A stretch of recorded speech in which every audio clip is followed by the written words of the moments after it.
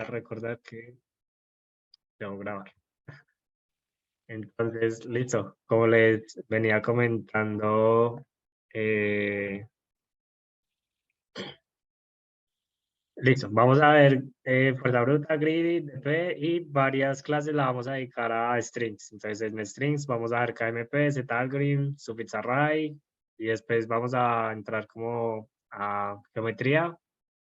Luego va a haber como unas clases de teoría de números y al final del semestre vamos a ver hashing. Hashing es como un truco muy utilizado en algoritmos de strings. Entonces digamos que cada uno de estos temas nos van a servir para resolver problemas muy específicos de la programación competitiva. Entonces, por ejemplo, Codeforces, que era como la plataforma que yo les comentaba ahora, es un lugar donde pues cada quien tiene como su perfil y puede competir cada vez que quiera como a nivel global, en competencias que arma la misma plataforma. Y pues dependiendo de cómo le vaya, pues usted tiene como un ranking y le dan como un color y usted se siente orgulloso de tener ese color. Entonces, usted cada vez pues quiere ir como subiendo más de nivel. Entonces es como muy parecido al ajedrez, que es como a la final se puede ver como un deporte mental, pues a la final, pues a mí me gusta decir que es un deporte mental, y en el que pues uno siempre está buscando como esforzarse más y querer sobresalir. Entonces, igual si algo, yo también tengo un video en mi canal en el que explico qué son las competencias de programación. De hecho, creo que tengo uno. Sí, hay uno en el que explico muy bien qué es. Explico las competencias más importantes del mundo, que es la ICPC, que es como a lo que uno siempre aspira, que es como el mundial de fútbol, por así decirlo, que todo jugador dice como yo quiero ir al mundial de fútbol. Entonces, como que, bueno, nosotros también decimos como, bueno, yo estoy acá porque quiero ir al mundial de la ICPC, que es como donde se reúnen todas las mejores universidades del mundo.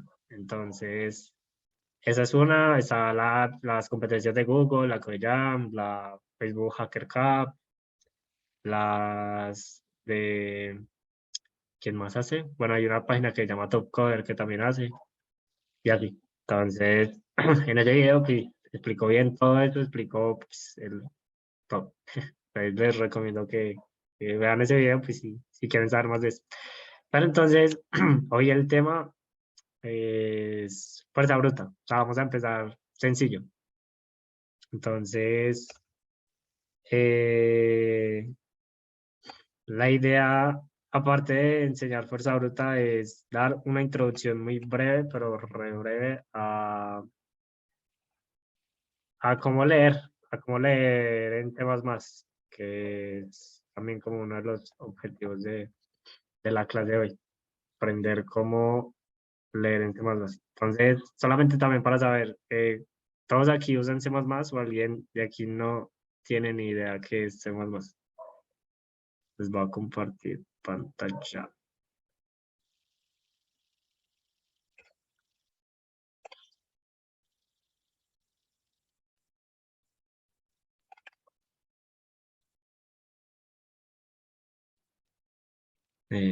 Bueno, este es mi perfil de Codeforces. Bien. Ta, ta, ta, ta, ta, ta, ta. Bueno, yo utilizo Java, pero se puede aprender. Listo, súper. Esa es la actitud.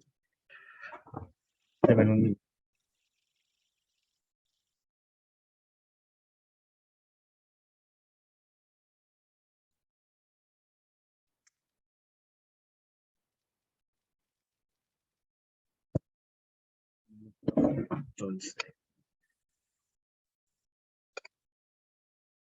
pues voy a asumir que todos saben C++, bueno, pues a excepción de el compañero Sebastián, que dijo que utiliza Java. Pero bueno, voy a asumir que todos saben C++. Entonces voy a dar esto súper, súper rápido. Eh, entonces, bueno, acá también depende mucho de en qué sistema operativo programen ustedes. Si utilizan Linux, pues Linux hacer lectura de archivos es muchísimo más simple.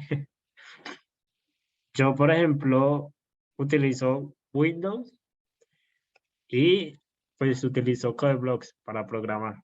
Me gusta Codeblocks y pues yo nunca le he visto problema. Pero digamos que, esperen, yo elimino todo. Que estos son como macros que yo uso para mi propio código. Pero a la final, pues todo se resume en esto, ¿cierto? Cómo, cómo, cómo leer en C++, que es como la idea de la introducción de esta clase. Entonces, digamos que en Linux, pues ustedes tienen una consola, todo se hace por medio de consola. Y pues ustedes saben que por medio de la consola, si ustedes quieren ejecutar algo, pues lo único que tienen que hacer es, pues primero lo compilan. O sea, primero en C++ se debe compilar el archivo, lo hacen con el compilador que tengan, G++, luego le escriben como el archivo, como main.cpp. Eso les genera el ejecutable y pues con el ejecutable luego ustedes, digamos que el ejecutable es como, normalmente se llama, bueno, digamos que queda con el nombre de main y pues ustedes le dicen como a main, ingrésele lo que tengo en input.txt, que es como un archivo. Es una recomendación que también les doy yo. Es que siempre metan todo en archivos de texto. Entonces, por ejemplo, uno al principio cuando está programando, haciendo programación competitiva, digamos que uno coge un problema y todos los problemas pues tienen un caso de entrada y uno se la pasa como que, bueno, digamos que va a correr y la va a meter esto y empieza como a meter los casos a mano, como 3, 4, luego 1, 1, 1, suponiendo que eso ya es como el ejecutable. Digamos que como si acá yo dijera como, bueno, va a hacer un programa que lea un n y luego lea n enteros.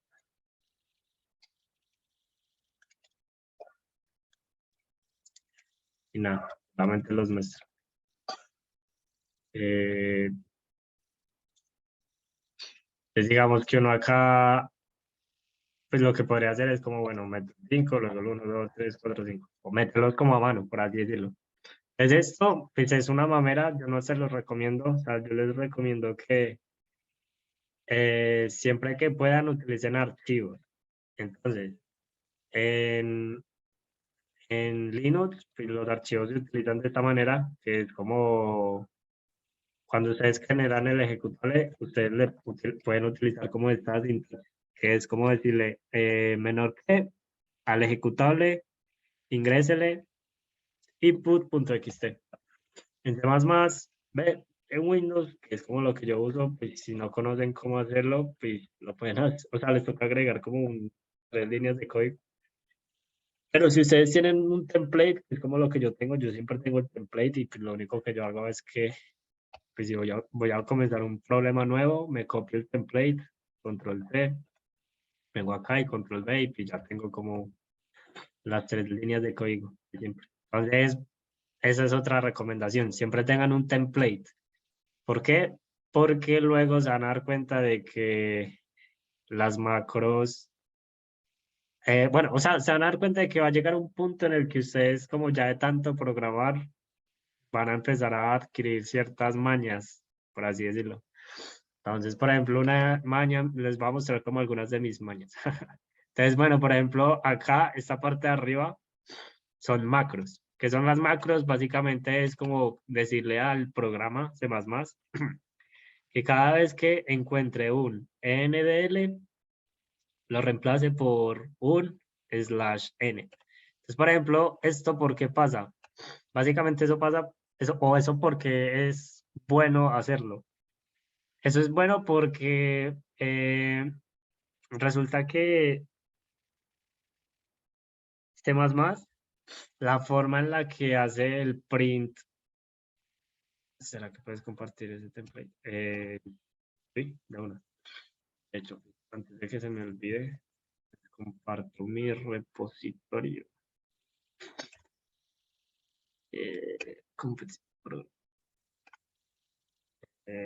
Bueno, acá, este es mi repositorio de Competitive Programming y hay una carpeta que se llama Training, no, este no.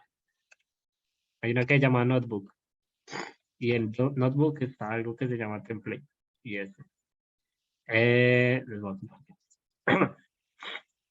Entonces, lo que les venía diciendo es que, sí, una cosa importante que eso les puede servir para el futuro, no sé si conozcan ya eso, pero resulta que van a haber veces en las que ustedes van a hacer un programa y el programa les va a dar timeout. Entonces, ¿qué es timeout? Pues para los que no sepan, timeout es cuando el programa se les demoró mucho en resolver.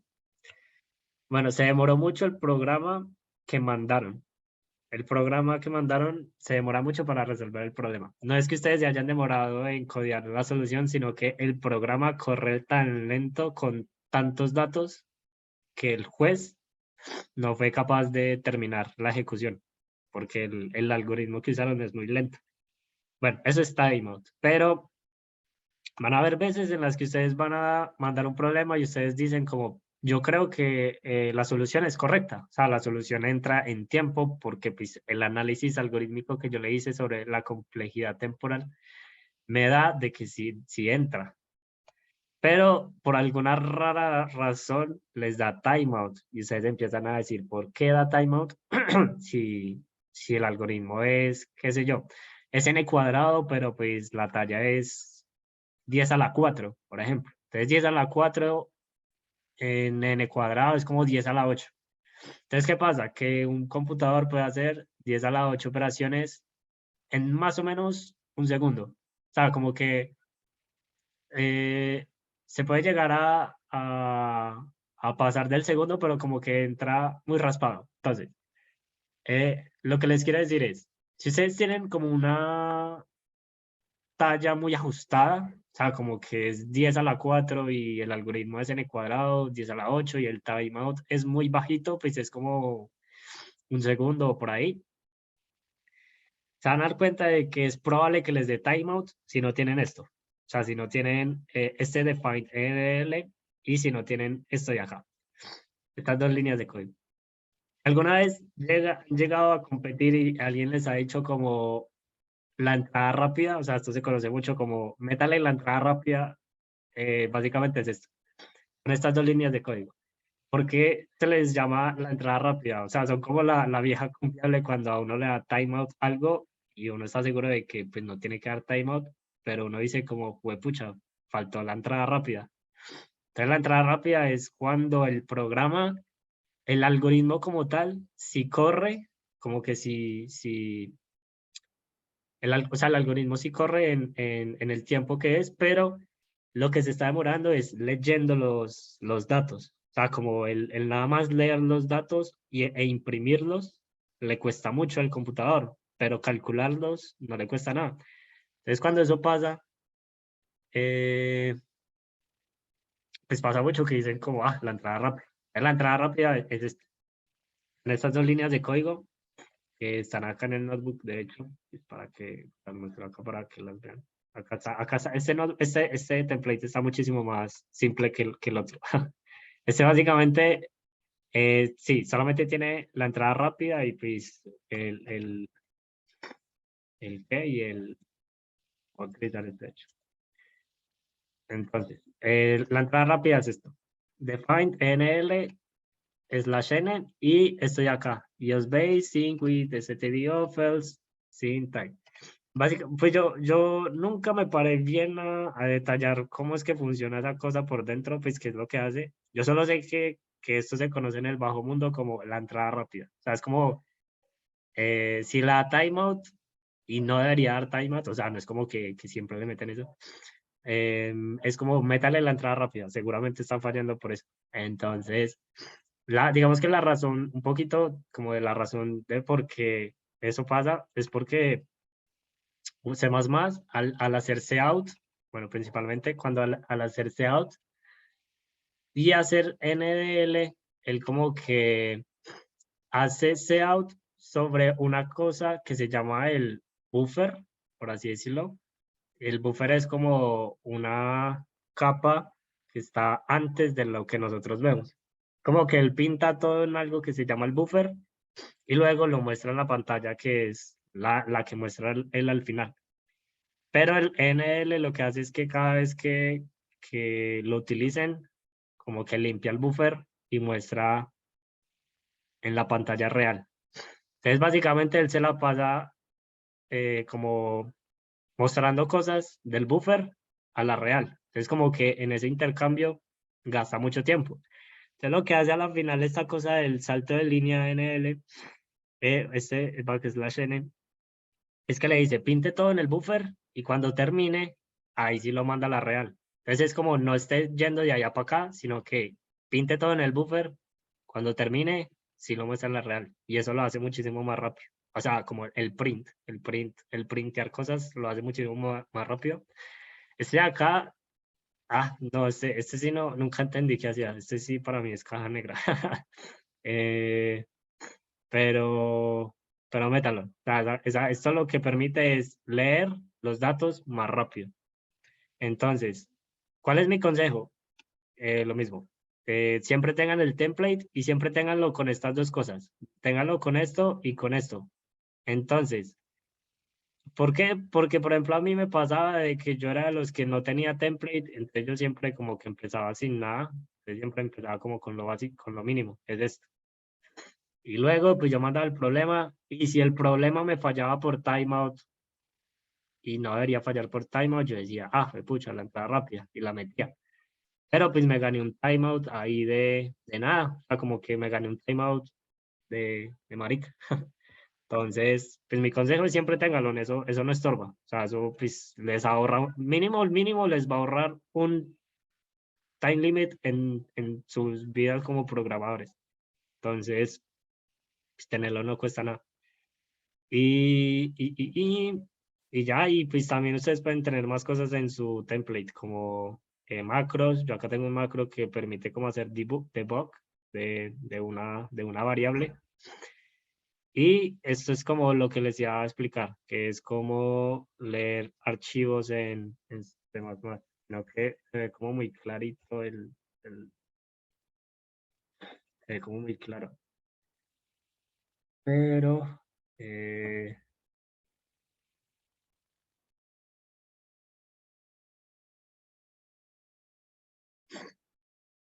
ve muy claro. Espera, estoy viendo si puedo agrandar esto.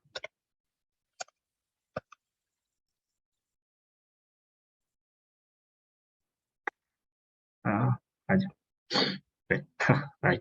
Entonces acá, bueno, pero sigue muy claro, pues yo espero que lo vean. Entonces acá lo que hace esto es lo siguiente. Eh, Básicamente, de esta forma, yo leo de archivo. Si ustedes usan Windows, esto les puede servir. Si usan Linux, pues ni le paren bolas a esto. Les lo voy a explicar como muy rápido. Básicamente, esto lo que hace es que le dice como, vea, vaya al archivo input.txt y lea lo que hay ahí, utilizando el estándar de entrada. O sea, eso es como el std estándar de input. Pero entonces yo lo meto dentro de una cosa que se llama un ifdef y le digo UTP. ¿Por qué? Porque ifdef UTP es como una variable que yo me inventé en el ambiente del compilador y lo que me permite eso es decirle, si en este ambiente está definido UTP, quiere entonces utilíceme este archivo de input.txt como entrada. Entonces yo siempre tengo acá como mi archivo.txt en el cual, si yo estoy tratando de resolver ese problema, pues yo simplemente vengo, me copio la entrada y ya. Y cada vez que yo ejecute el programa, pues él va a leer este archivo. Entonces yo no tengo que estar haciendo a toda hora, pues eso de tener que decirle como 5 y luego 1, 2, 3, 4, 5, pues como metiendo ahí los datos a mano. Por ejemplo, vean acá, él me estaba leyendo el archivo, por eso ni siquiera me preguntó. Si yo metiera así una vez, pues él como que hace todo de una. O sea, él muestra de una O sea, él no me pregunta a mí nada, él toma de una todo el archivo.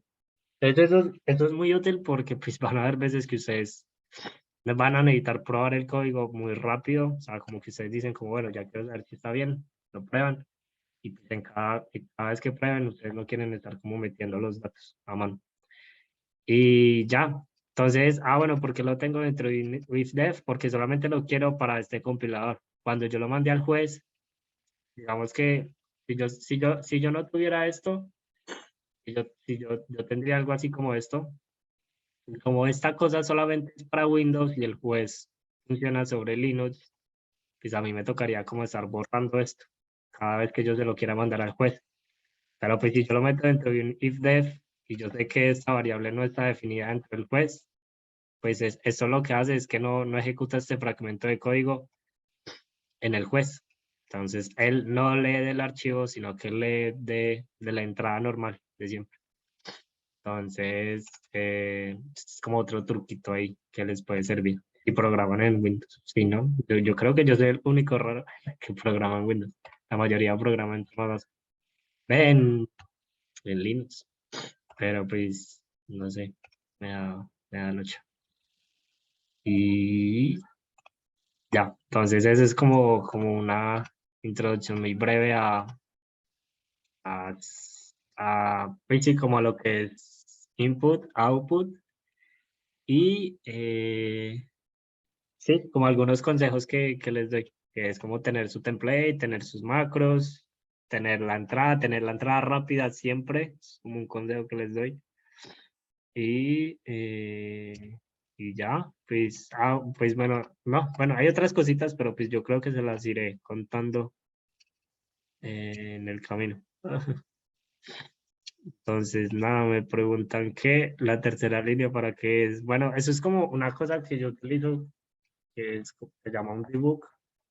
Pero eso sí fue un truco que lo vi yo por ahí en internet y simplemente lo copié y pues me gustó y ya, pero pues no es como algo que yo se lo recomiendo, pues como que yo lo recomiendo así como la entrada rápida, que eso sí se las recomiendo.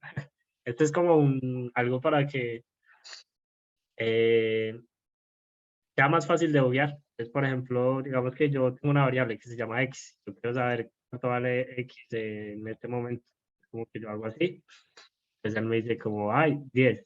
Pero entonces hay veces que uno como que tiene tantos outs por ahí que X luego cambió, que luego tengo Y, que muestro y uno no sabe quién está mostrando. Digamos que por ejemplo acá yo tengo algo así como,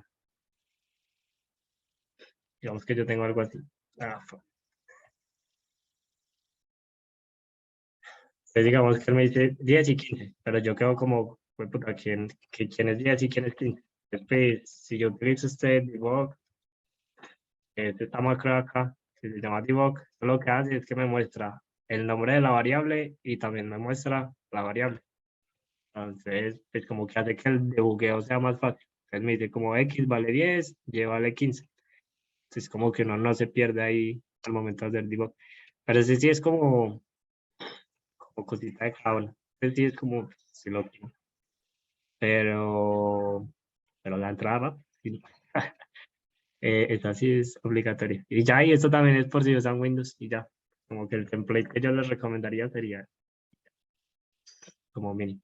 Y bueno, hice un comentario re breve, pero no sé si ya conocen esta librería, BitTDS++, úsenla siempre, siempre, siempre, siempre, porque, pues, no sé si sepan, pero básicamente en C++ cada cosa está en una librería aparte.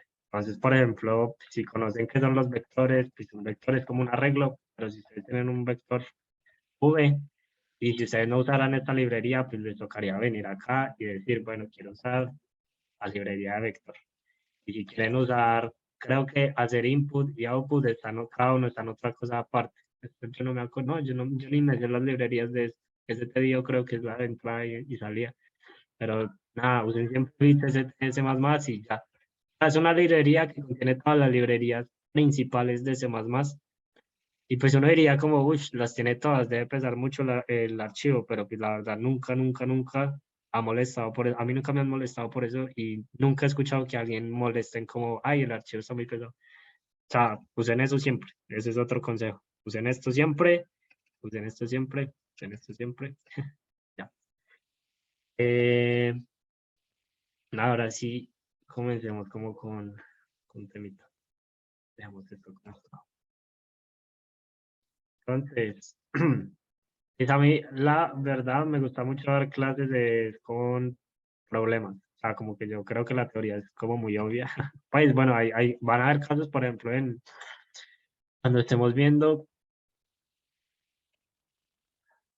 qué mentiras, yo no sé, cuando estemos viendo KMP, por ejemplo, el KMP es una teoría, pero es una teoría muy vasta, o sea, es como una teoría que es difícil de, de digerir. A mí me costó mucho, por ejemplo, aprender el KMP bien, como lo que hace. Pero pues yo siento que a la final pues uno lo que necesita es saber cómo usarlo y, bueno, ver como problemas prácticos. Entonces, pues yo a veces trato como de enfocarme mucho como en la práctica y pues lo van a ver. Entonces, nada. Eh, no sé si hasta acá tengan alguna pregunta pues antes de comenzar con el tema de hoy que es fuerza bruta. Todo está claro. Listo. Muchas gracias. Eh, listo, listo. Entonces, nada, comencemos. Pues, entonces, fuerza bruta. Bueno, entonces, creo que me acordé de algo que también les iba a decir. Si ustedes me recomiendan alguna vez que pues que literatura o de dónde pueden leer o de dónde pueden sacar cosas, yo siempre recomiendo lo mismo y es el CP3. No sé si alguna vez han escuchado de ese libro. No, no, no, no. Uf, ok, entonces nada, les súper recomiendo el CP3. CP3, bueno, se llama Competitive Programming. Competitive Programming.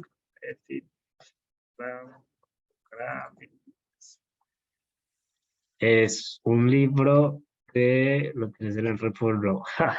No, hay CP1, pues sí hay CP1, pero pues no lo lean, sino que pues no es como que cada uno tiene cosas nuevas, sino que es más bien como que el 3 es la mejora del 2 y pues el 2 es la mejora del 1. Entonces, todos tienen lo mismo, solamente que les van agregando como cositas. Y pues el 3 de hecho hay un CP4, pero pues yo creo que yo les recomiendo el CP3 porque el CP3 pues yo lo tengo y si algo pues se los puedo rotar, pero por correo, porque ese libro creo que tiene copyright, ¿verdad? Entonces, eh, maluco ahí publicarlo en GitHub, porque pues, la piratería. Pero si algo se los puedo compartir, recuérdenmelo ahora. Y pues, me escriben por el privado de Telegram. De hecho, eso es como otra cosa. Ustedes me pueden escribir pues, cuando quieran si tienen alguna duda con los contests que les voy a mandar. eh, Me pueden estar como escribiendo. Entonces, me pueden escribir. Y, bueno, entonces les estaba hablando del libro. Yo les recomiendo bastante el CP3 porque con este algoritmo, con este libro, fue con el que yo aprendí.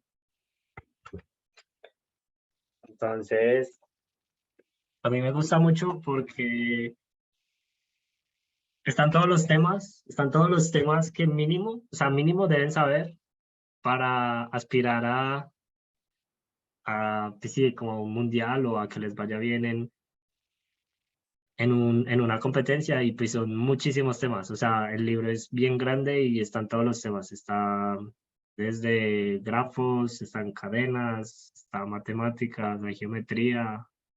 O sea, como que a mí me gusta este libro en vez de estar yéndome, pues porque hay otros que de pronto prefieren como, bueno, un libro enfocado a geometría. Entonces me como el libro de geometría. Luego otro libro enfocado en grafos. Me como el libro de grafos. Es como que pues, este tiene lo mínimo que uno debe saber de todos los temas, que es como a la final lo que uno quiere, como saber lo mínimo de todos los temas Y luego ya, pues uno como que en el camino, cuando va haciendo problemas, es cuando se va especializando. Como que uno dice como, los problemas de grafos casi siempre tienen este truco. O sea, como que uno ya de tanto hacer problemas, uno va viendo es como, como cosas que le ahorran a uno tiempo luego en otros problemas. Pero uno sí tiene que tener las bases y las bases la da este libro. Entonces, se los recomiendo y eso por eso y porque al final de cada capítulo hay problemas. Pues ellos recomiendan como unos problemitas para que practiquen y pues son problemas chéveres. Entonces, casi siempre yo el tema lo saco de acá. Y algo lo pueden mirar de ahí. ¿Tienen alguna? Entonces, el tema de hoy es fuerza bruta, force, o también conocido como Fist. Y a que se traduce eso, pues básicamente es que cuando ustedes tengan un problema, por ejemplo, algo muy trivial, como dado un arreglo, encontrar cuáles son, o sea, por ejemplo, pues es como un problema que puede pasar. Que dado un arreglo de n elementos, encontrar dos al que la suma de ambos sea igual a x, a un x que me dan. Entonces, eh,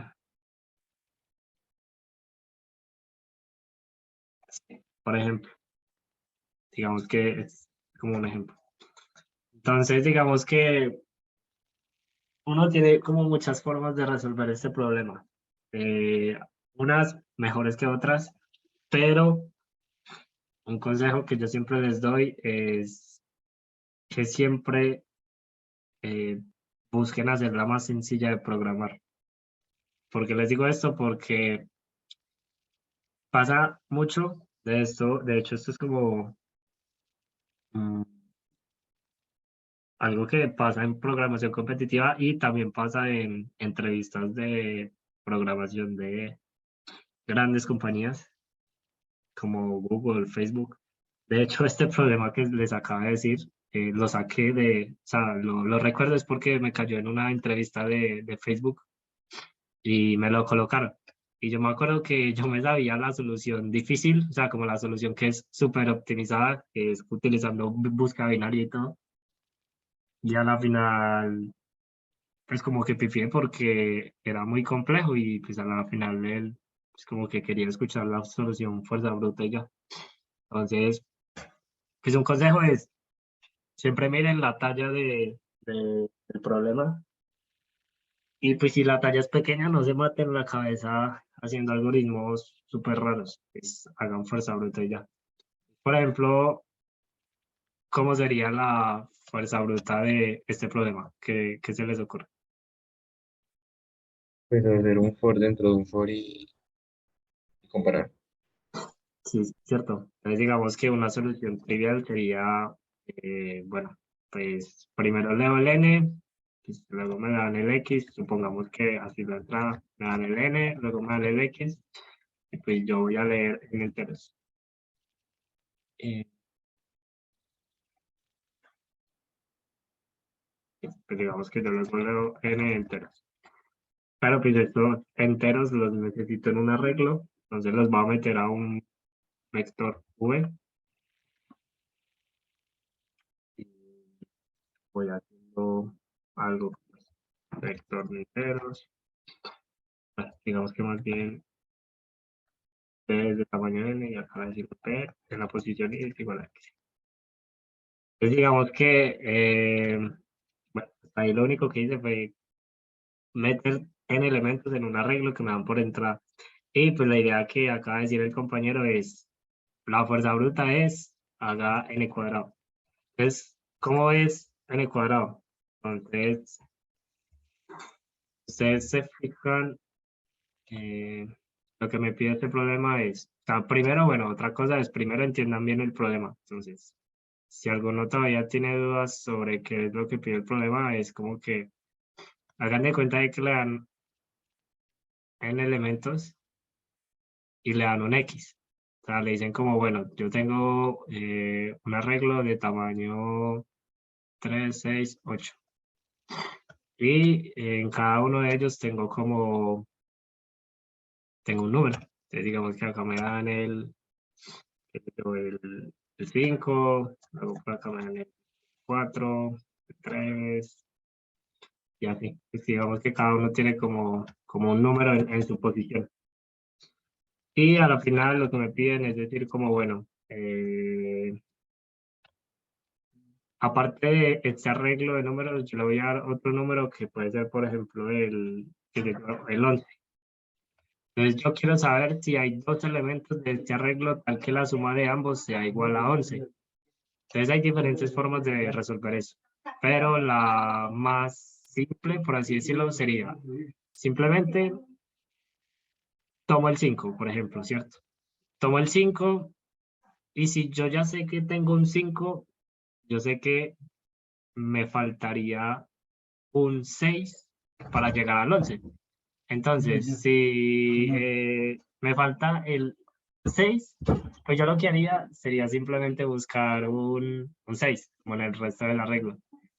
Entonces, el problema pues, ya sería como te digo, es como, bueno, buscar un 6 en un arreglo. Lo hago con otro ciclo. Y luego pues haría lo mismo con el 4. Para el 4, pues yo sé que me falta un 7. Entonces, busco el 7 en el arreglo y pues justo acá está. Entonces ahí yo le diría como, listo, el 4 y el 7 forman una pareja para hacer el 11.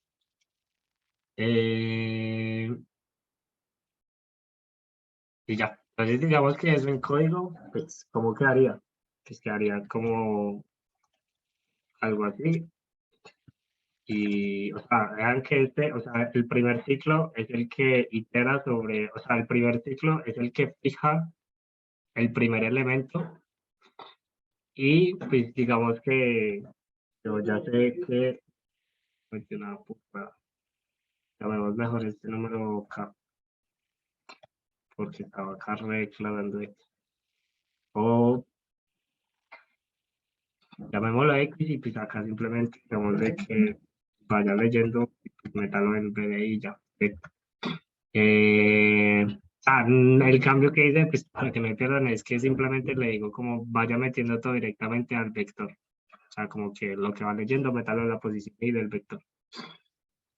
Y pues yo sé que si acá ya estoy fijando un elemento, entonces yo sé que lo que me falta, pues lo voy a llamar D, es X menos A en la posición y V en la posición. O sea, como que me falta encontrar un D.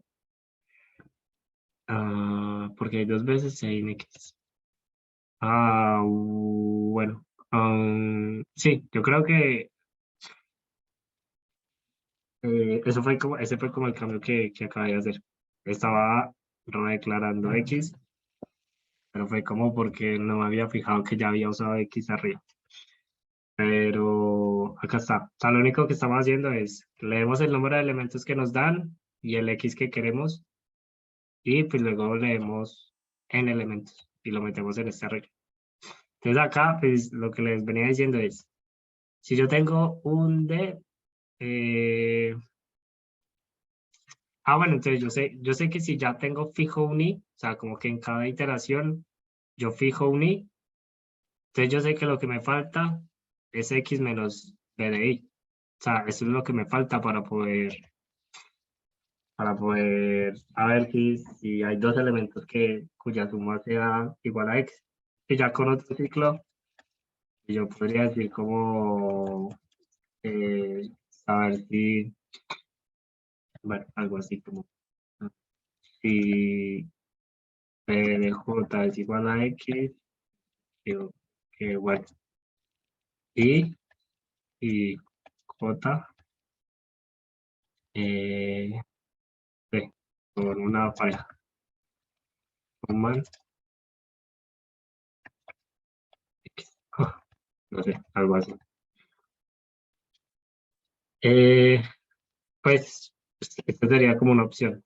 ¿Ve? Este ve. B de J, B en la posición J es igual a B. Si B en la posición J es igual a D, entonces I y J son una pareja que suma X. Si es claro este código,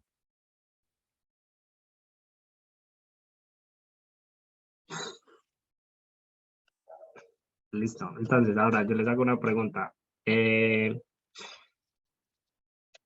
Digamos que acá en este código hay un bug. O sea, como que metí un bug a propósito.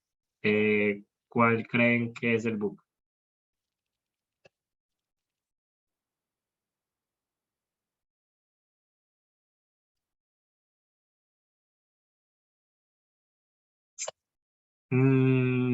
Bueno, sí, o sea, como que, pues yo puedo decir, bueno, sí, yo puedo decir B de I y B de J son una pareja que suman X. Sí, es verdad. Eh, pero bueno, yo en el momento dije como, bueno, voy a dar las posiciones. O sea, como si me preguntan las posiciones de los arreglos, que es como algo que pasa normalmente. Es como, bueno, tratemos de traernos esto. 5 4 3 1 2 1 3 7. O sea, como que algo que pasa mucho, y acá me piden, no sé, es algo que pasa mucho, es que digan como, bueno, deme las posiciones de las parejas que la suma dan 11. Es que yo acá diría como, bueno, la posición es 2 y 8, porque es como la segunda y la octava, pero que bueno, ustedes saben que en programación todo es index 1 de index 0, entonces es la posición 1 y la posición 7, porque que pasa mucho, que no se confunde el index 0. Pero sí, pues pueden hacer el I o IJ o puede ser BI y BJ, que sería como ya los elementos como tal. Pero pues, préndalos. Listo, listo. Buena pregunta esa. Y nada, como les digo, acá hay un bug y no sé si se ve cuál es.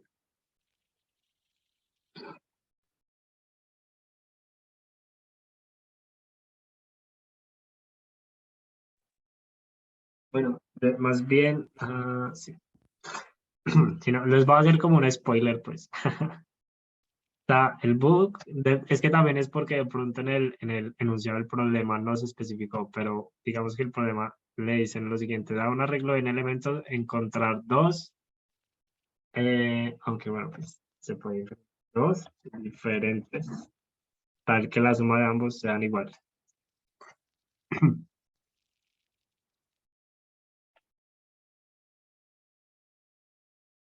Por diferentes me refiero a que ambos estén en posiciones diferentes.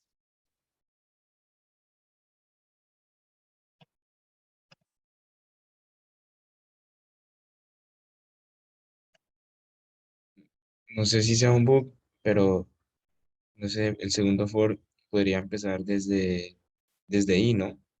Pues desde I más uno, de pronto, para ahorrar de pronto algunos casos, ¿o no? Sí, exacto. Sí, digamos que va por ahí. Entonces, ¿qué pasa? Que supongan lo siguiente. ¿Qué pasa si, venga, o sea, si quieren, hagamos algo, probemos este código? Sí, sí, sí, que no. Entonces, bueno, por ejemplo, acá vemos que pasa algo, y es que él me dice 4 y 7 son una pareja que suman 11, y luego me dice 7 y 4 son una pareja que suman 11. Entonces acá uno ve que él a la final me está tomando como esta pareja con esta, pero también me está tomando esta con esta, pero a la final son la misma, como que yo solo quiero una. Es eso por un lado, y por otro, vean qué pasa si yo le digo como, bueno, quiero un 10. Entonces un 10 en teoría, no hay forma de hacerlo. No, meter así, con este 3 y con este 7. Esperen, hagamos un 8 más bien, para que sea más fácil de ver. Por ejemplo, para hacer un 8, mentiras, haría con este 5, con este 3. Es que no quiero que hayan muchas parejas, no quiero que se formen muchas parejas, solo quiero que se formen unas cuantas, por ejemplo, vamos con 2. Entonces, con 2, lo que va a pasar es que él va a decir como, bueno, 1 y 1 son una pareja que suman 2. Y si ustedes se fijan, él está tomando 4, él está mostrando 4 veces, pero porque le está tomando este 1 con este 1 y este 1 con el mismo. O sea, como que él dice, 1 más yo mismo da 2. Entonces, como que él dice, pues, yo cumplo. Pero en realidad no se puede, porque la idea es tomar dos elementos diferentes. Entonces, por ejemplo, bueno, acá con el 14 se ve más claro. Con el 14, pues él lo que está diciendo es como, no, pues toma el 7 y súmelo con el 7 y pues le da 14. Pero no se puede porque yo tengo que tomar un elemento que sea diferente a él. Entonces, para evitar ese tipo de cosas, siempre que a ustedes les digan como, bueno, yo quiero probar todas las parejas únicas entre, o sea, todas las parejas únicas. O sea, como que yo quiero hacer fuerza bruta sobre todas las parejas únicas. Ustedes en los dos ciclos, digamos que uno lo comienzan de 0 a n y el otro lo comienzan, bueno, hay dos opciones. La que dijo el compañero es, una vez iniciarlo desde i más 1 hasta n. Entonces, ¿qué hace esto? Básicamente, si yo estoy tomando el 5, pues yo solamente voy a mirar del 4 en adelante. Cuando yo tome el 4, él va a tomar del 3 en adelante. Entonces ustedes dirán, bueno, ¿por qué no prueba el 5 con el 4? Pues resulta que no es necesario porque cuando yo probé el 5, pues él ya lo probó con el 4. Entonces como que eh, sí, bueno, este truco que les estoy explicando solamente aplica si el orden de los factores no, eh, ¿cómo es que es? El orden de los factores no altera el resultado. Es eso, ¿cierto? Sino que como lo veo en memes, a veces me confundo. Pero el 5 con el 4, bueno, entonces, el 5 prueba con el 4 y luego el 4, pues ya solamente prueba de 3 en adelante. Y lo mismo, entonces como que el 3 solamente prueba del 1 en adelante. Pues no hay necesidad de probar con el 5 y con el 4 porque el 4 ya lo probaron con él. Entonces este es como un truquito ahí, re simple. La otra opción es como iniciar esto en 0 y pues esto va hasta sí, y ya. Como que pueden hacerlo de ambas formas. Pues desde i más 1 hasta n o de 0 hasta n. Y lo que hace eso es probar todas las parejas únicas. Y prueba todas las parejas sin probarse a él mismo. Entonces, por ejemplo, acá en este caso, que yo ya no mostraría el 7, pues ya no muestra nada porque él ya no está probando el 7 con él mismo. Entonces, ese es como algo que toca ver antes de mandarlo al juez, como ver ese tipo de cositas. Y, y ya, bueno, entonces este es como un ejemplo muy sencillo de lo que se puede hacer con fuerza bruta. Básicamente, fuerza bruta es haga fuerza bruta hasta que, o sea, es hacer todas las posibilidades hasta que encuentre la solución.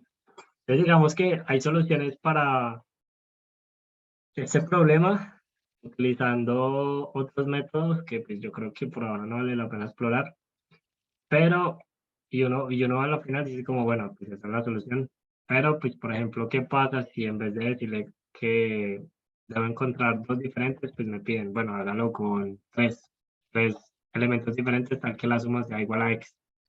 Es que saca lo mismo, si uno quiere tres, lo que va haciendo es que mete más ciclos, entonces va metiendo más ciclos porque cada uno pues simula como tomar una posición diferente, como si tuviera tres punteros, como que uno dice, bueno, yo pruebo con este luego encuentro otros dos, pruebo con este, y así. Digamos que los punteros se van como moviendo, y van diciendo como, bueno, pruebo pruebo este con este, y así.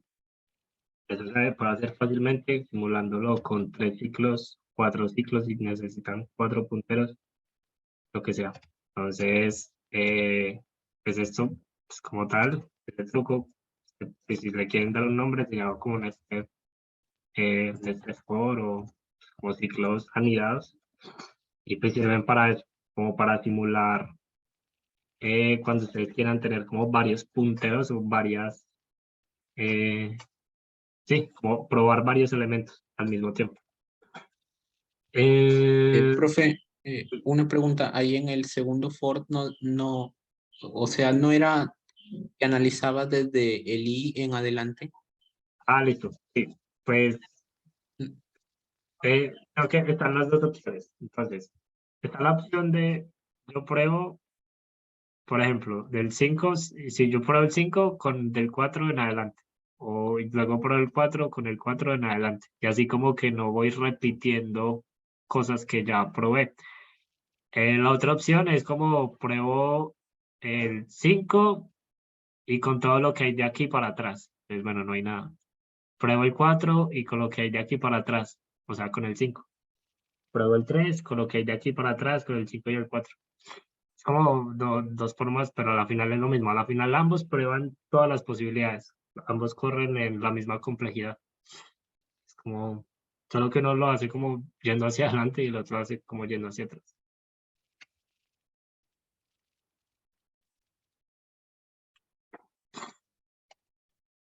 Listo, listo. Pues, y ¿qué más les cuento entonces? Bueno, este es como un ejemplo. Ahora hay otro tipo de problemas que se resuelven usando algo que se llaman, bueno, acá les voy a dar una mini clase, mini paréntesis de una mini clase de algo que se llama, bueno, combinatoria. Es un tema re grande, pero les voy a dar como una introducción. Igual si ya conocen el tema, pues no les va a parecer algo del otro mundo. Pero hay dos cosas que se usan mucho, al menos en la programación competitiva, y una se llaman las permutaciones y la otra se llaman los subconjuntos. Entonces, ¿qué son las permutaciones? ¿Qué son los subconjuntos? Básicamente, una permutación es cuando ustedes, es como, bueno, pues como que en palabras muy, es como muy informales, es cuando ustedes toman un arreglo y como que lo desordenan. O sea, es como que ustedes tienen, por ejemplo, el arreglo, 4, 2, 3, 1, y una permutación de este arreglo, pues es el arreglo 2, 4, 3, 1, 3, por ejemplo. Entonces, permutar un arreglo es básicamente como desordenarlo. O sea, digamos que algo más formal es o sea, un arreglo es permutación de otro. Este arreglo es una permutación de este. Si todos los elementos del primero están en el segundo elemento, en el segundo arreglo. ¿Qué quiere decir eso? Que lo importante es que estén, no necesariamente que estén, pues, como en la misma posición. O sea, lo importante es que estén todos. Entonces, acá está el 4, y acá también está el 4, el 2 también está el 2, el 3 y el 1. Eso es lo que se conoce como una permutación. Ahora, eh, ¿cuántas? Bueno, no sé si han visto como clase de combinatoria ya en la U, pero ustedes saben cuántas permutaciones tiene un arreglo. O sea, por ejemplo, si digamos yo tengo el arreglo 1, 2, 3. Vean que yo ese arreglo lo puedo convertir en 2, 1, 3, lo puedo convertir en 3, 1, 2, lo puedo convertir en 2, 3, 1 y así, como los que yo quiera. ¿Ustedes cuántas permutaciones creen que tiene este? O sea, ¿yo cuántas veces podría hacer esto? O bueno, es más, ¿cuántas? Sería con, Sí, sería con n factorial. En este caso, la n es 3, entonces sería 3 factorial, que sería 6. exacto. Listo. Entonces, si quieren, bueno, acá, eh, bueno, son 6. En este caso, pues como es el compañero, es 3 factorial, son 6, llevo 4, me faltan 2. ¿Cuáles dos creen que me faltan?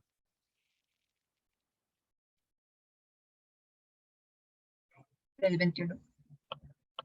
¿El cuál? 321. 3, 21. Ajá, sí, ese falta y falta uno. 123. Perfecto. El 1, 2, 3, que es como el más trivial, que es básicamente el mismo. O sea, el mismo es una permutación de él mismo. Entonces, para darle como un poquito de contexto a lo que dijo el compañero, pues para los que no sepan, es n factorial porque pues, si ya vieron clase de combinatoria, pues se van a dar cuenta de que uno siempre que resuelve este tipo de problemas, como de saber de cuántas formas puedo hacer algo, bueno, uno puede pensar en lo siguiente. Digamos que yo tengo como, es como si yo tuviera 3 cajitas. En la primera cajita yo tengo la opción, bueno, digamos que en cada cajita yo puedo colocar, yo debo colocar un número que no haya colocado antes. ¿Qué quiere decir eso? Que yo voy a ir de izquierda a derecha en cada una de estas cajitas y voy a colocar un número. ¿Cuántas posibilidades hay en la primera cajita? O sea, ¿qué números puedo colocar que no haya colocado antes? Pues sí, sí, sí, sí, son 3 elementos.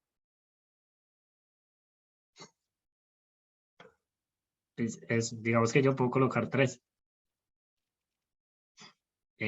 O sea, 3 elementos. No me refiero a que yo deba colocar el número 3, me refiero a que yo puedo colocar 3 elementos. Puedo colocar ya sea el 1, el 2 o el 3, el que yo quiera.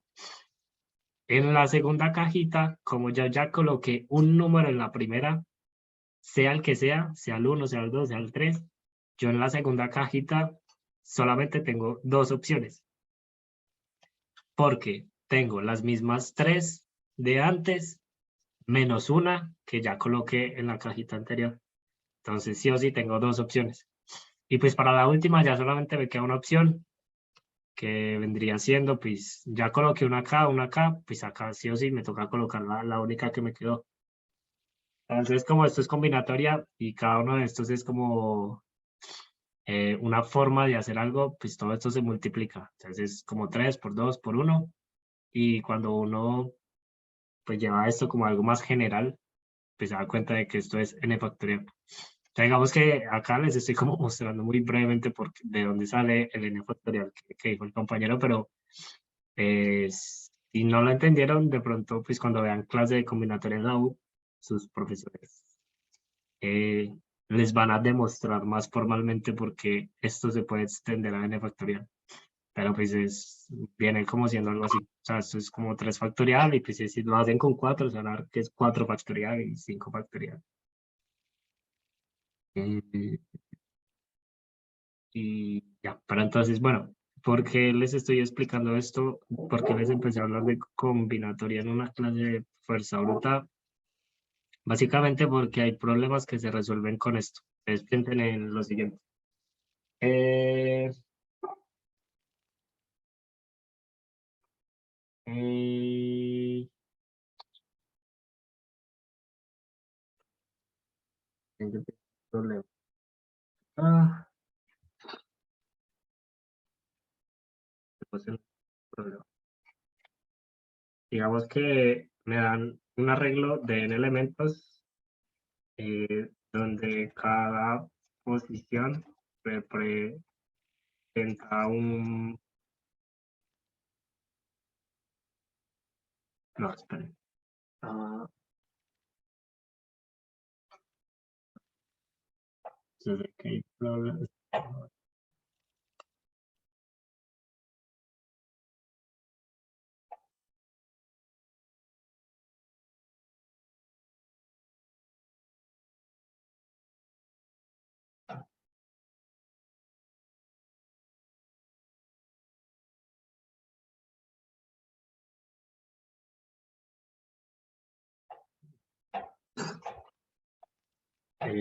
dado un arreglo de n elementos, yo quiero encontrar un arreglo.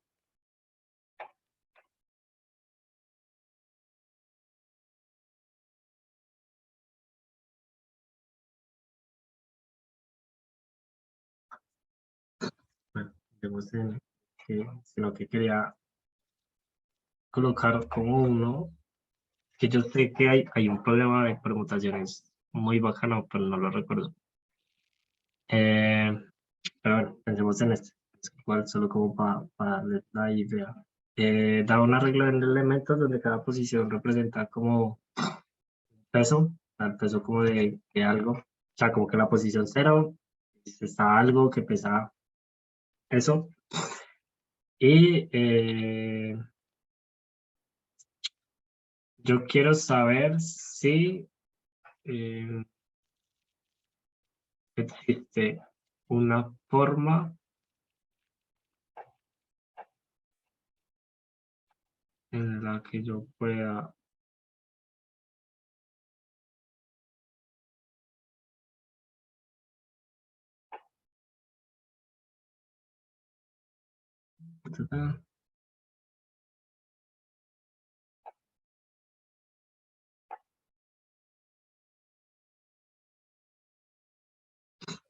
sí. Y quiero saber si hay una forma no.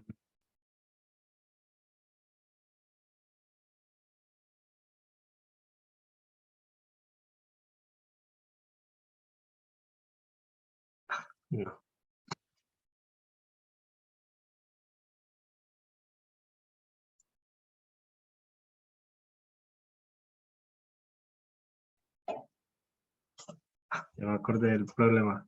El problema es que el problema es medio complicado. Es que no sé si. Creo que el problema, bueno, el problema con permutaciones. Les voy a comentar el problema. O sea, es que el problema es como medio grande, pero pues se los voy a comentar súper brevemente. El problema tiene que ver con el problema de las n reinas. No sé si alguna vez han escuchado de ese problema.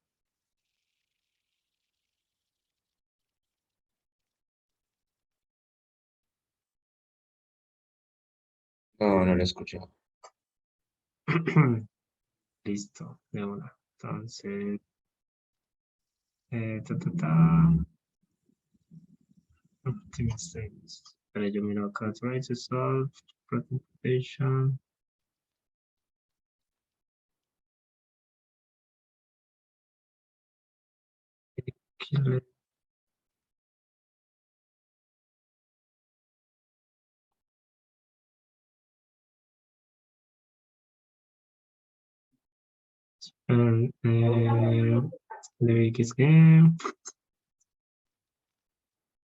Que les quiero mostrar el problema que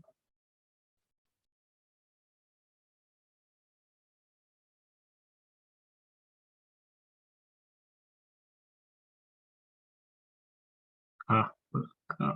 Pero entonces trate social constraint. Esperen. Sí, creo que es este. Es este. Entonces, ya, se los leo. Entonces, el problema es, bueno, me van a dar n elementos que son básicamente como personas. Entonces, estas personas se sientan como que, o sea, son n personas y están sentados. Moving board, how many possible sitting average? Ya, entonces,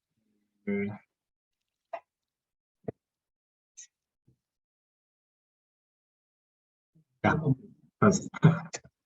Piensen en lo siguiente, le dan n personas, hagan de cuenta que tienen n cajitas, como el problema que estamos viendo ahora, supongamos que es este, son 8 personas. Hay 8 personas y cada una de ellas está sentada en una silla, o sea, como que cada una tiene su silla aparte Y lo que les piden es, aparte de que están sentadas ahí, les dicen qué personas sí o sí no se pueden sentar juntas y qué personas sí o sí se deben sentar juntas. Entonces, les dan como restricciones, que es algo que pasa mucho también como en los problemas. Les dicen como, bueno, esto se debe cumplir y esto no se puede cumplir.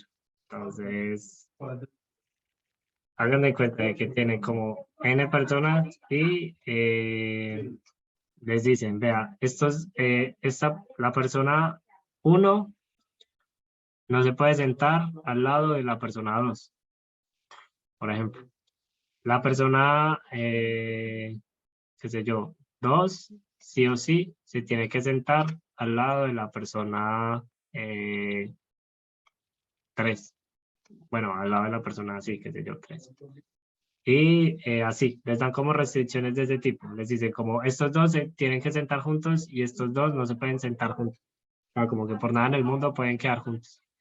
Entonces, pues, ese problema, si la talla es muy grande, es muy difícil de resolver porque toca utilizar teoría de grafos. O sea, toca utilizar incluso algoritmos, pues, como de un campo muy específico de los grafos.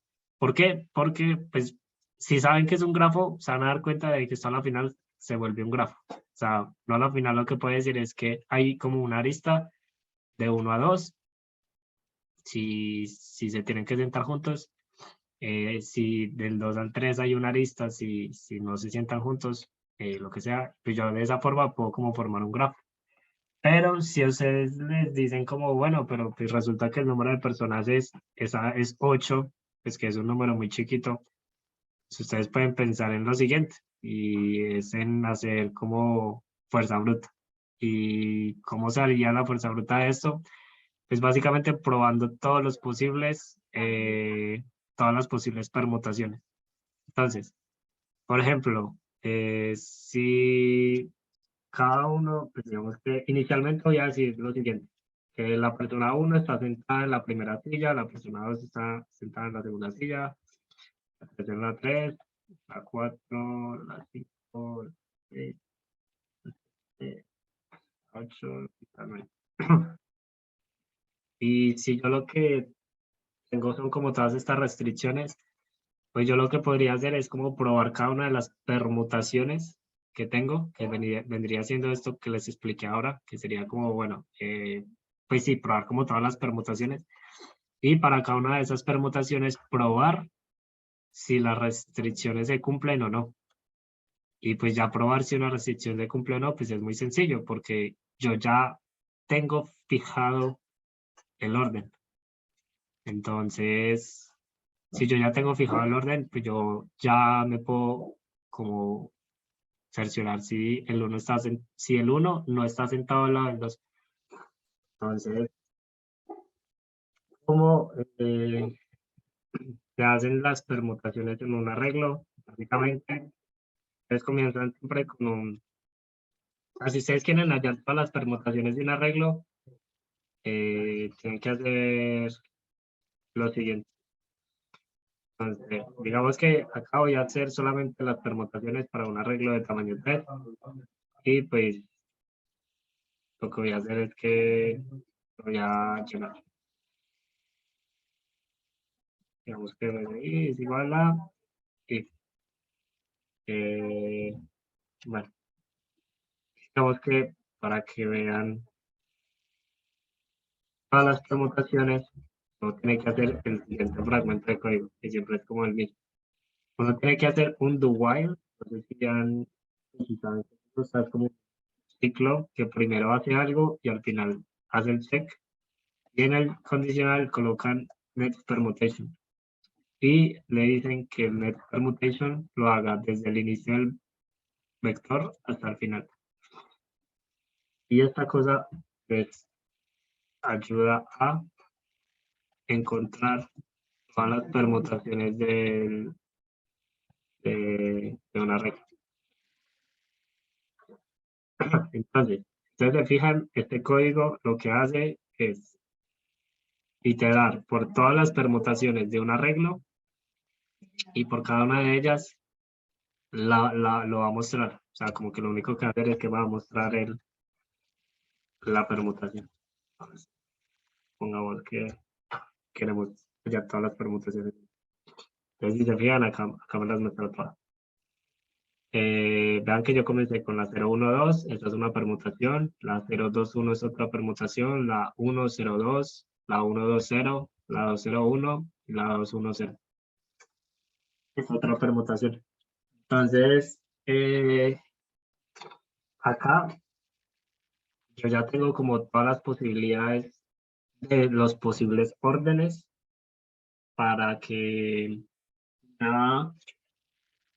una, o sea, para validar si una configuración, por así decirlo, es válida o no. Y si es válida, pues la muestro y digo como listo, ya la encontré o no. Entonces digamos que acá, pues ustedes en este fragmento de código pueden hacer lo que quieran con la permutación.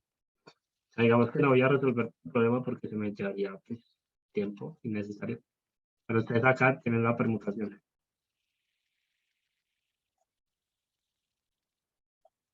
La permutación. Acá las tienen todas.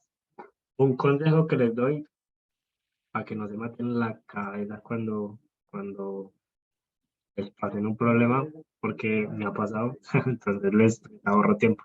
Y es que resulta que este net permutation funciona de una forma tal que él va sacando las permutaciones, pues de hecho es algo muy útil porque pues, puede que les sirva. Va sacando las permutaciones en orden lexicográfico. ¿Qué quiere decir esto? Que es lexicográfico, quiere decir que vean que él saca primero el 012, luego el 021. El 012 es lexicográficamente menor que el 021. Y luego ahí sí se pasa al 102, que lexicográficamente es el siguiente de 021.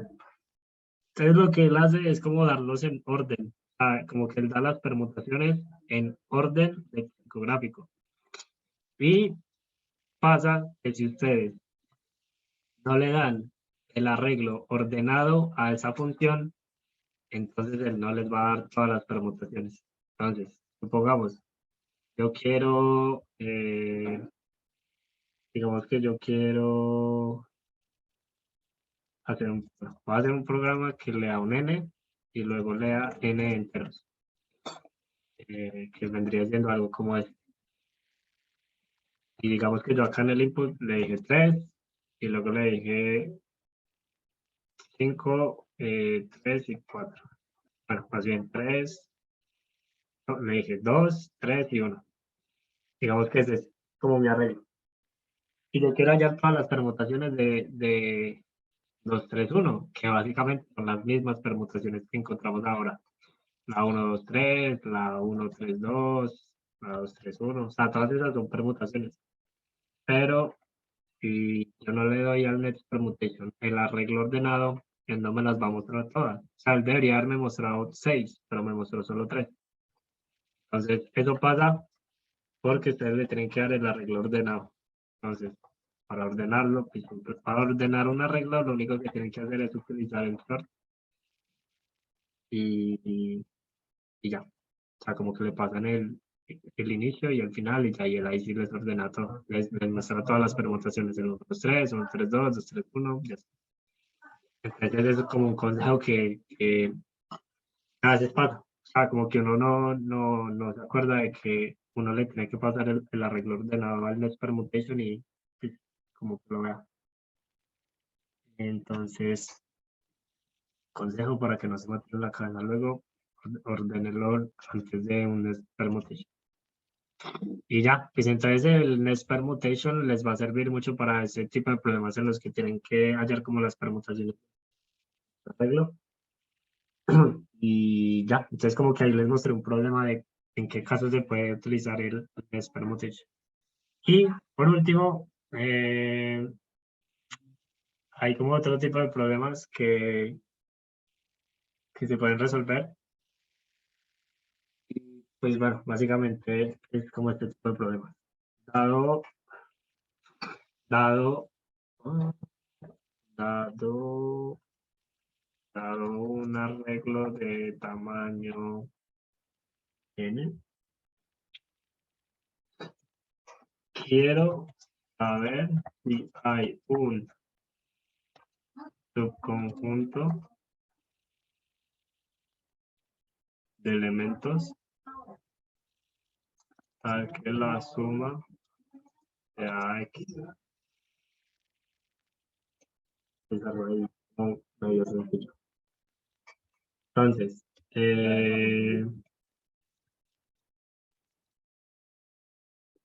listo. ¿Cómo resolverían este problema?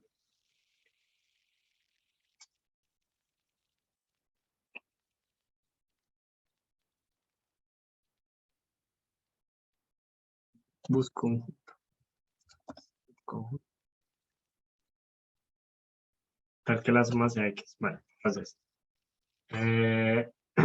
si no han visto la clase de combinatoria, entonces básicamente les cuento que un subconjunto es cuando ustedes toman una parte de un conjunto. Pues es como, es eso, es muy bobo, pero pues, básicamente es. Entonces, digamos que ustedes tienen un conjunto que es el 1, el 2 y el 3. Entonces, acá hay dos cosas importantes. Si ustedes se fijan, yo acá estoy denotando subconjuntos o conjuntos, más bien, con llaves. Entonces, eso, pues, como que es algo que pasa mucho. O sea, ya saben que los conjuntos se denotan con llaves y los arreglos se denotan con corchetes cerrados. Y bueno, ¿qué diferencia hay entre un arreglo y un conjunto? Si a la final los dos son como, pues un conjunto es como una lista de cosas, por así decirlo, como son cosas, es como un conjunto de cosas. Y un arreglo también es como un conjunto de cosas. Pero ¿qué diferencia creen que hay entre ambos? Que los subconjuntos no tienen orden. Los conjuntos no tienen orden, los arreglos sí tienen orden. Entonces, por ejemplo, un arreglo, yo puedo decir, ve que hay en la posición 0 de ese arreglo, que hay en la posición 1, porque los arreglos tienen orden. Pero un subconjunto yo no puedo decir cómo ve que hay en la posición 0. Pues no se sabe porque nadie es el 0, nadie es como el primero. Todos están ahí como por igual. Entonces, digamos que yo tengo este conjunto, el conjunto 1, 2, 3, y yo quiero sacar todos los subconjuntos de 1, 2, 3. Entonces, por ejemplo, un posible subconjunto es tomar el 1 y el 3 y formar como un nuevo conjunto. Entonces, como el conjunto formado por 1 y 3. Luego otro conjunto pues podría ser tomar el 1 y el 2. Entonces otro conjunto sería el 1 y el 2. Y de esa forma pues yo puedo como formar todos los posibles subconjuntos. ¿Cómo, eh, ¿cuántos posibles subconjuntos creen que hay en un arreglo? En un conjunto.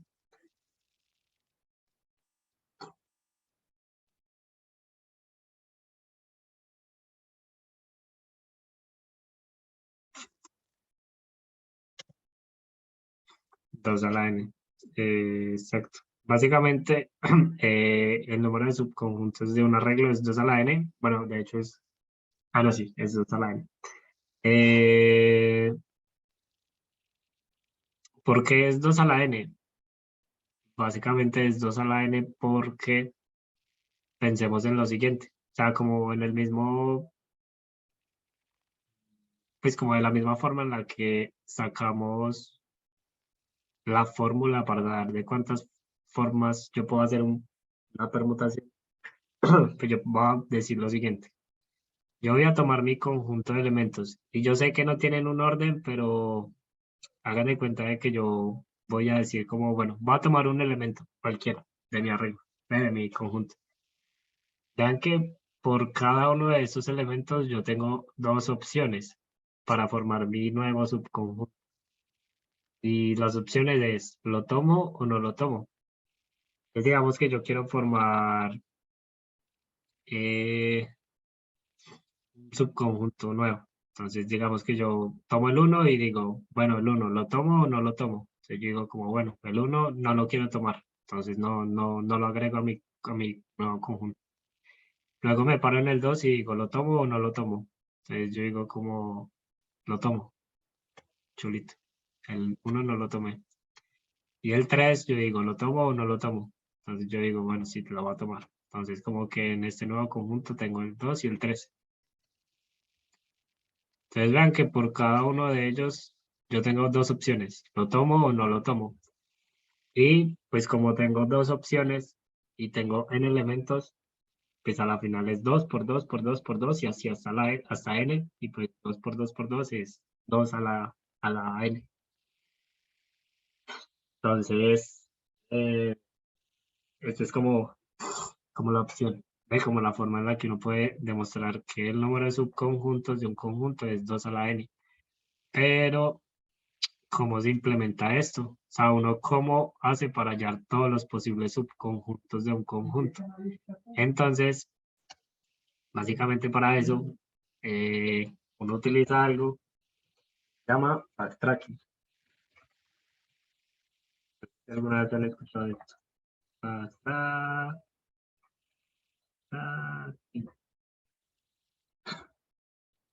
¿Han escuchado eso?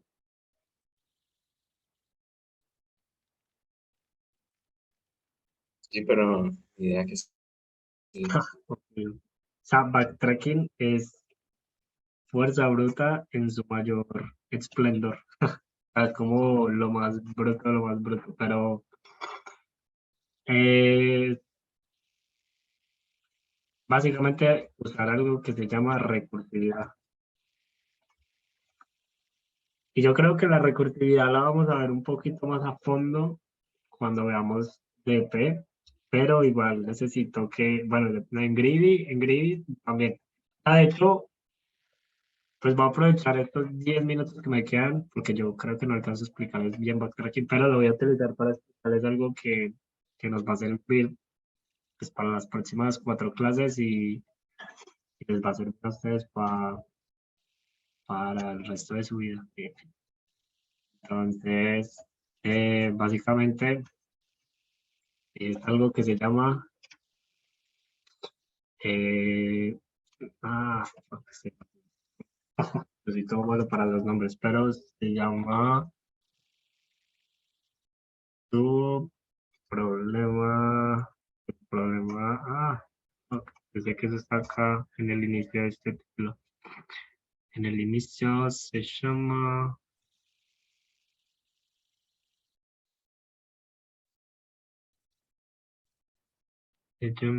su problema.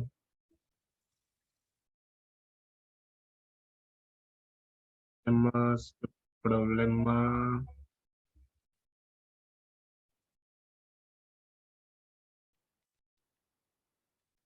Espera, es que quiero usar el nombre. Programación. Hay problema. Problema. Superestructuras óptimas. Bueno, quería decirle el nombre formal, pero no quiero. Subproblemas. Básicamente, ¿cuáles son problemas? Entonces, hagan de cuenta de que ustedes tienen lo siguiente. Tienen un problema, que lo va a hacer como general. Tienen un problema que quieren resolver y ese problema está en un estado. Entonces, ahorita vamos a ver bien cómo qué quiere decir eso como el estado. Pero ustedes tienen un problema y ese problema está en un estado el cual requiere que se resuelva otro problema en un subestado que es igual, o sea, el problema es el mismo que el anterior, pero más pequeño. ¿Qué quiere decir eso? Pensemos en lo siguiente.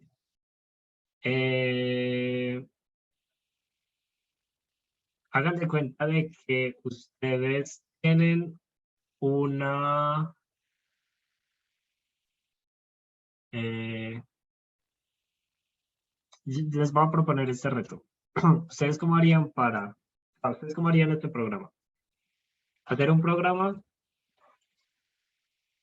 que encuentre la suma, bueno, que encuentre bueno, que diga la suma de n elementos.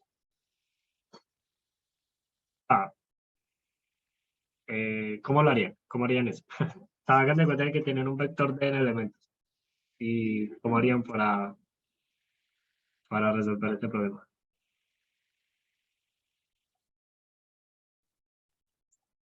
Pues la forma más intuitiva es hacer un for, pero también se puede hacer con recursividad. Listo. Entonces, exacto. La solución intuitiva es con ciclos. Y como es con ciclos, quito hacer un for que vaya de 0 a n y pues simplemente como que en una variable acumulado yo pongo a en la posición y al final pues yo digo como que acumulado es la suma de todo. Pero yo puedo hacer esto haciendo recursividad o haciendo backtracking. ¿Y cómo es eso? Pues básicamente es hacer algo sin hacer ciclos. No utilizar ciclos. Digamos que ahí es donde está el reto. ¿Cómo hacer esto sin utilizar ciclos? Entonces, para eso, pues uno puede pensar en lo siguiente. Y es que yo voy a definir algo que se llama una función. Una función, lo que me dice es, ¿cuál es la suma de n elementos? Entonces, digamos que mi función recibe un n. Digamos que bueno, más bien, mi función va a recibir un arreglo de elementos. Haga de cuenta de que mi arreglo recibe un arreglo de n elementos. Y yo quiero hallar la suma de esos n elementos. Mi función está encargada de devolverme la suma de esos n elementos. Pero vean que yo puedo pensar en lo siguiente. Y es que si yo quiero hallar la suma de estos n elementos, yo puedo decir que la suma de eso es igual a tomar el primer elemento de ese arreglo, sacarlo del arreglo, y yo puedo decir que esto es igual a, digamos que ese primer arreglo es x0, y yo puedo decir que el resultado es x0 más cuál es la sumatoria de el arreglo sin el primer elemento. Como que cuál es la suma de estos elementos, pero con n-1. Digamos que acá era de n elementos, pero acá y ya es n-1. Porque ya no estoy teniendo en cuenta el primer elemento. ¿Ustedes qué creen que va a pasar? Vean que esto a la final, o sea, si ustedes se fijan, es lo que va a pasar acá es que esto de acá es igual a esto. O sea, como que a la final le estoy diciendo, vuelva y haga lo mismo y hasta que no pueda más, pues como hasta que se acabe. Entonces, pues a la final, eso lo que va a hacer es que si yo quiero hallar la sumatoria de n elementos, eso se resume a, yo saco el primer elemento y hago el llamado a la misma función, pero con n-1 elementos. Entonces, cuando él vuelva y ejecute este código, lo que va a hacer es que va a sacar el primer elemento, o sea, como que si yo miro es el llamado de f de n-1, lo que va a hacer es que va a sacar el primer elemento para él y luego vuelve y llama a f del mismo arreglo, pero pues con n-2. Y de esa forma él va haciendo como lo que se conoce como backtracking. Entonces, backtracking o recursividad significa eso, tener una función que resuelve un problema y luego lo que hace es que ese problema lo lleva a un estado donde el problema es el mismo, pero lo hace más pequeño. Entonces vean que acá lo lleve de n a n-1.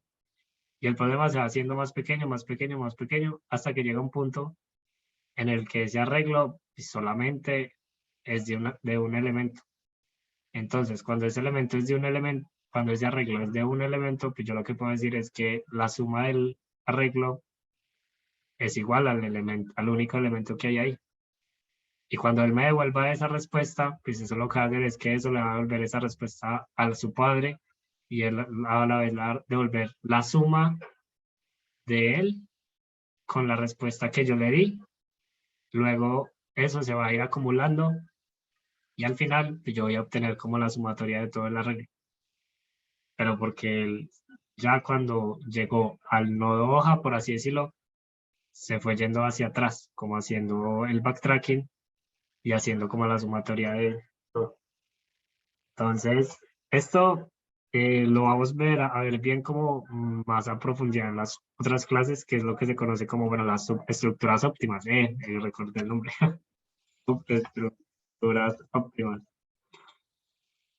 Entonces, básicamente, las subestructuras óptimas es eso, es como ir de un problema a otro y haciéndolo más pequeño y encontrar que a la final, pues, resolver el problema original es resolverlo, pero haciéndolo más chiquito.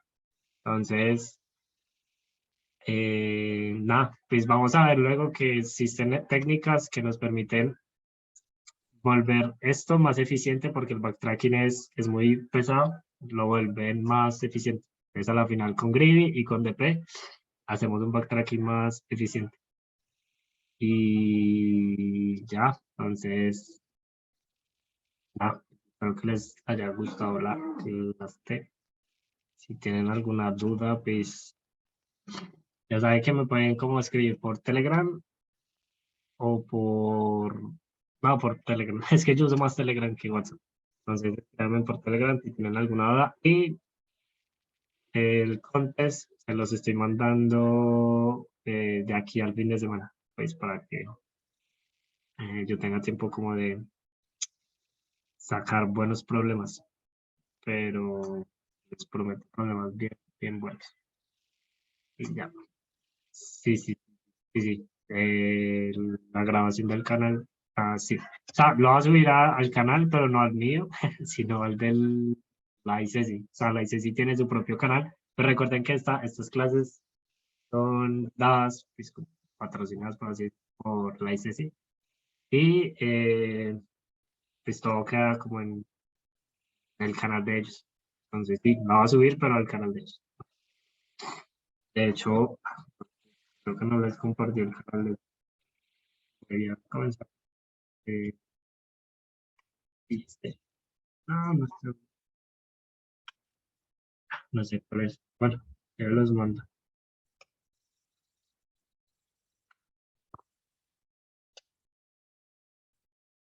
Bueno, sí, yo les mando la grabación por el canal de Telegram. Por el canal. Y ya, espero que les haya gustado la clase. Profe, muchas gracias. Listo. Listo. Si hay cuentas en video, sí. Sí, sí, sí. Se los va a subir de aquí al fin de semana. Se los mando por el grupo de Telegram y también por el de WhatsApp. Gracias, profe. Estén bien.